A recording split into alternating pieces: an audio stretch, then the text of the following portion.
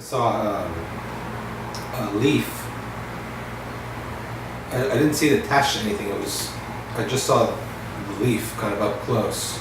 It was a single pointed green leaf, with the line down the center, very picture, like a perfect leaf, and the leaf, was horizontal and water was beating up on top of it. There was no water falling, but water was actually coming from the leaf up on top and like pooling on top of the leaf and forming like how if you see water droplets and then they start to form together into like one smooth smooth surface. So they were beating up from the leaf and then completely over the top of the leaf like a perfect like pool, and then began to spill over the sides of the leaf like almost like I don't know if you've seen like various fountains where they have like I don't know what it's called. There's like an edge of the fountain where the water comes over in a sheet and it's like a perfect sheet of water. So the water was overflowing over the top in like this perfect sheet all the way around the water, all the way around the leaf. It become a fountain. A fountain, yeah, I guess so. Yeah, I didn't think about that. Yeah, it basically became a fountain, and was water was coming from the leaf itself, and that's all I saw. It was just up close of that. That's like a tree of life itself. Thinking about it. Yeah. The healing of nations. I think about the Revelation somewhere speaking. I think it's 22 chapter. Let's read it. Talk about the apostle ministry. Actually, if we can use that word. I don't want to use that word because so tainted, so obscure. But that's original meaning of it. So 22 chapter, River of Life. Said it in the beginning. Then the angel showed me the river of the water of life, as clear as crystal, flowing from the throne of God to the Lamb down the middle of the great street of the city. On each side of the river stood the tree of life, bearing 12 crops of fruits, yielding the fruits every month. And the leaves, the trees, are for what? For the healing of nations. No longer there will be curse. Amen. The Son of God, the Lamb, will be in the city, and His servants will serve Him. They'll see His face. Isn't that beautiful? His name will be on their forehead. There will be no more night. They will not need the light of the lamp, the light of the sun, for the Lord of God will give them a light, and they will reign forever and ever. And the angel of the Lord said to me, these words are trustworthy and true. The Lord, the God of the Spirit prophets, sent His angel to show His servant the thing that must take place. But in the beginning, started the day's teaching time, I was turned to the Psalm. I don't want to read it, then I read it by following it. So, but evidently the Lord wanted to read this, so let's read it. Hallelujah. 46. On the yes. No, not 46. No, 50.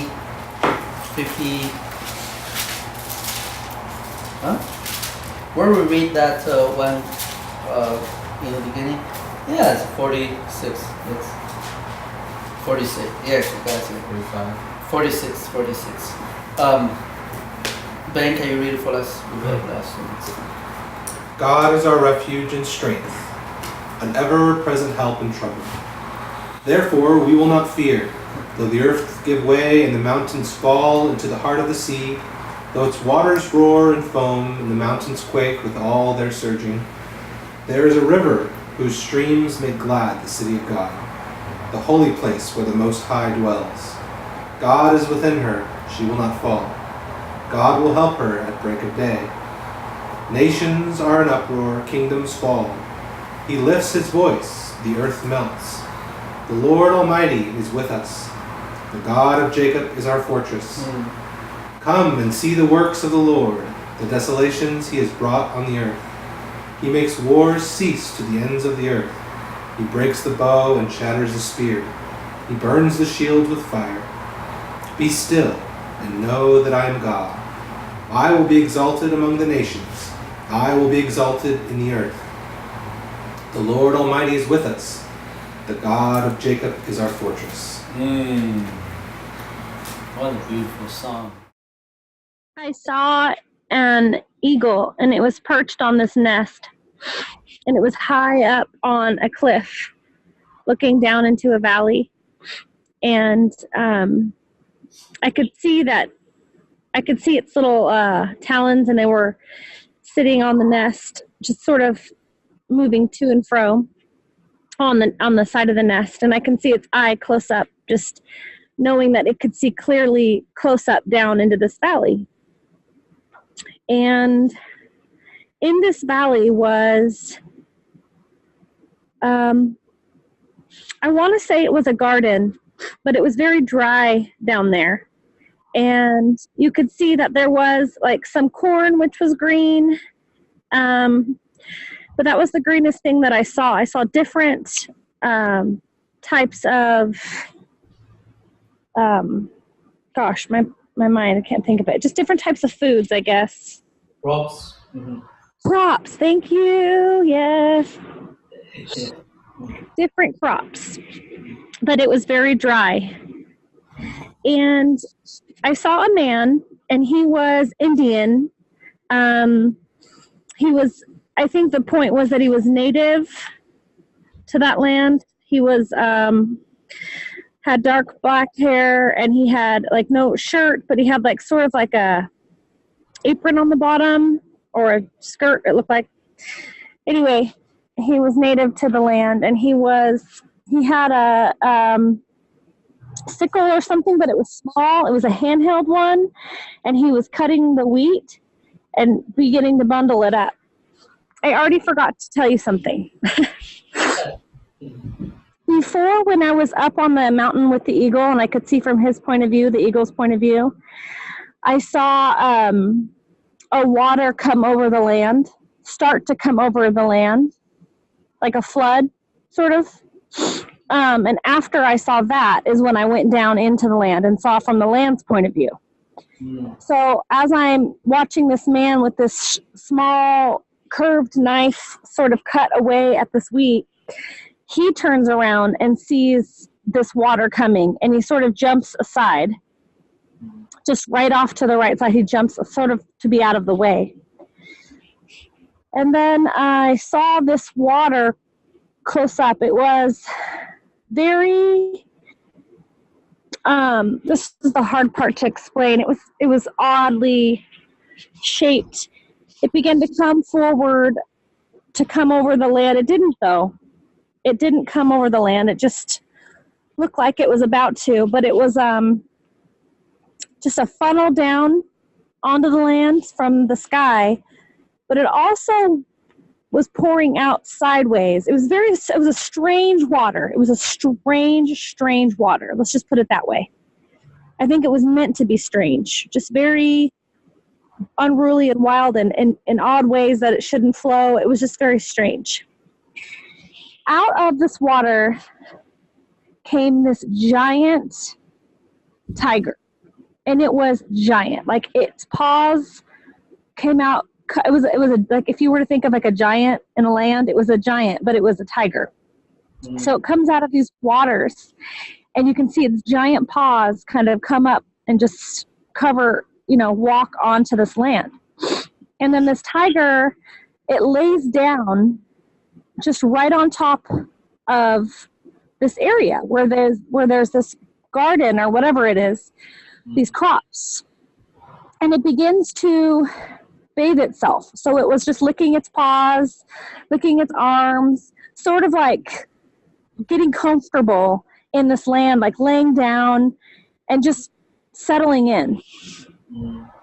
And then off to the, I was sort of on the side of this tiger, and off in front of me, a little bit to the right, this lion approaches. And he's giant too. He's just huge. And this lion comes up, on this tiger and is watching it. He's just watching it just lay there and bathe itself and like lick its paws and just lay there.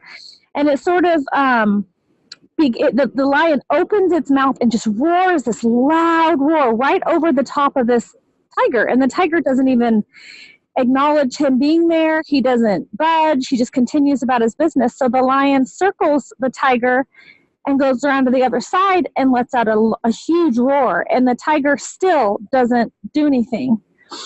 So the lion circles back and just swallows this tiger whole. Then the lion begins to walk slowly just back towards where that strange water was. And the waters begin to open. And it doesn't open like Moses crossing the Red Sea style where there's an opening at the top. It just opens in a tunnel. And you can see this lion, he slows down and he looks back to see the people. And some of the people, maybe all of them, I don't know, whatever didn't get crushed, I have no idea. But these natives begin to follow this lion through this tunnel. And you can see him up ahead and he's just walking through and it's opening and it's dark. It's water over the top, but it's dark, you know. And these people some of them have torches and they're kind of just looking around. They're, I think they might be a little bit afraid, but they're following this lion and they're just kind of curious, I guess. That's the impression I see on their faces, just following and looking around. Maybe they're not afraid. I don't know. So I now have this aerial view over where the water tunnel opens. I'm going to try to describe this the best that I can. The lion and these people, they walk out of this tunnel and it opens up onto this platform of clouds.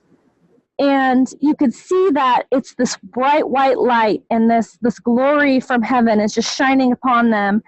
And they're all dressed in white now and they're following this lion. And you can see that the clouds, though, they're not fully white. They're also, you can see through. So it's almost like they're walking on clouds, but also on air. And they're following the lion into, just looks like glory, into this bright light. But you can see underneath them, and you can see that there's now this lush, beautiful like terrain with like waters and just greenery. It's just really, really beautiful underneath them. And as they walk towards them, you can just continue to see land underneath them. And like I said, it's just beautiful. It's just gorgeous. Well, my perspective falls, like almost like the person that I am watching what's going on falls through this cloud-like pathway that they're walking on. And I fall through onto the bottom of the ground. And so that I'm now inside of this forest, this greenery, this garden. And you can see these trees. It reminded me a little bit of the vision I had last time with the people picking the cherries and things, because it just was a canopy of these beautiful trees. And the trunks of these trees were all different colors, brown and white. And they were just huge and beautiful and dark green leaves. And each tree had like a different kind of fruit on it. And some I recognized and some I didn't. And the person would put their hand up to this fruit and they would examine the fruit and then they would pull it. And then they would look at the other fruit and they'd examine it and they'd pull it. And there were tons of people in this orchard or this tree, this forest. And then I saw Jesus walking through this forest. And at this point, I think that I was in this forest. Because I was saying to myself as I'm having this vision, I want to follow him. I want to see where he's going. And I was like, let me go see, and I think I'm talking to the Lord. I don't know who I'm talking to, but I'm just like, let me go follow him and let me see what he's doing. Where's he going? And so I go and I follow him. And he turns around and he sees me, but he sees me like no one's ever seen me before.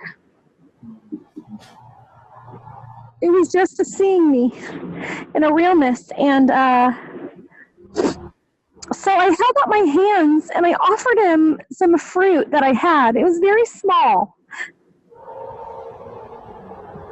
And as I'm seeing it, I feel like it's nothing. I feel like I'm offering him nothing special because it's so small.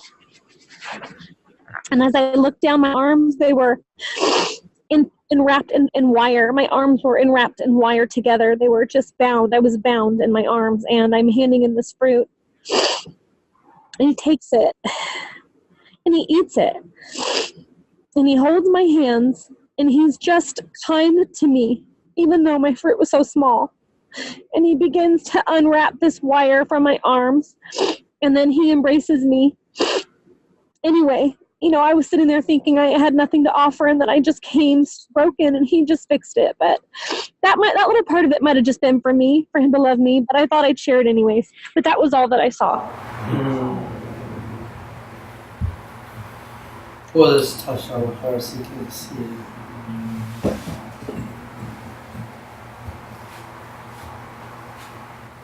Lord, we just bless you. Thank you for your ability to enlighten us, to comfort us, to strengthen us. And Nicole goes through tremendous trials in the man.